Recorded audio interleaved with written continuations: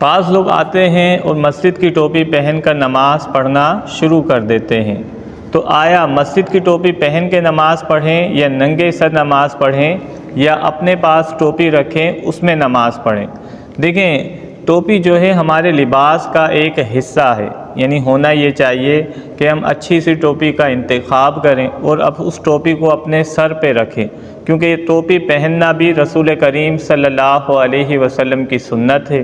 اگر اللہ آپ کو توفیق دے تو امامہ پہن کے نماز پڑھیں، ورنہ کم از کم جو ہے سر پر ٹوپی رکھنا یہ سنت مبارکہ ہے۔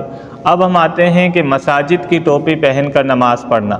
دیکھیں، عموماً جو مساجد کی ٹوپی ہوتی ہے وہ جالی والی ہوتی ہے اور عامیانہ ٹوپی ہوتی ہے، یعنی وہ ایسی ٹوپی ہوتی ہے جسے آپ پہن کر کسی محفل میں نہیں جا سکتے، کسی ایونٹ میں نہیں جا سکتے۔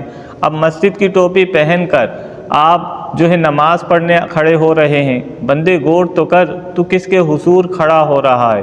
یعنی آپ غور کریں کہ میں رب کے حضور کھڑا ہو رہا ہوں۔ اب رب کے حضور کھڑا ہونا اور ایک ایسی ٹوپی پہننا جسے آپ کسی اچھی محفل، اچھے ایونٹ میں پہن کے نہیں جا سکتے، تو یہ مناسب نہیں۔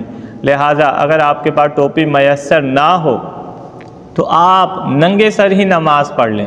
اولاً تو آپ کو ٹوپی رکھنی چاہیے، نہ ہو اور مسجد کی ٹوپی ایسی ہے جس کو آپ کہیں اچھے مقام پر، اچھی جگہ پہ نہیں پہن سکتے، تو اب آپ جو ہے ننگے سر نماز پڑھیں، کیونکہ ننگے سر نماز پڑھنا منع نہیں ہے۔ ننگے سر نماز پڑھنا کراہت تب ہے جب انسان سستی کی وجہ سے ہو، جو ہے کاہلی کی وجہ سے ہو، تب مکروہ تنزیہی ہے۔ لیکن اگر آپ کے پاس ٹوپی نہ ہو اور مسجد کی ٹوپی بھی مناسب نہ ہو، تو اب آپ دیکھیں گے کہ آپ ننگے سر نماز پڑھیں گے تو آپ کو زیادہ خشوع و خضوع حاصل ہوگا۔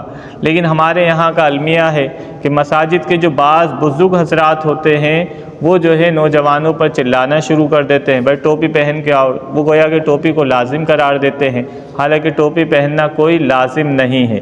انسان خود اپنا محاسبہ کرے کہ مجھے خشوع و خضوع کیسے حاصل ہو رہا ہے۔ ٹوپی کے بغیر ہے تو ٹوپی کے بغیر نماز پڑھنا افضل ہوگا، ٹوپی کے ساتھ ہے تو ٹوپی کے ساتھ پڑھنا افضل ہوگا۔ البتہ مساجد کی ٹوپی سے احتراز کرنا ہی بہتر ہے۔ اللہ ہمیں دین کو سمجھنے کی توفیق عطا فرمائے۔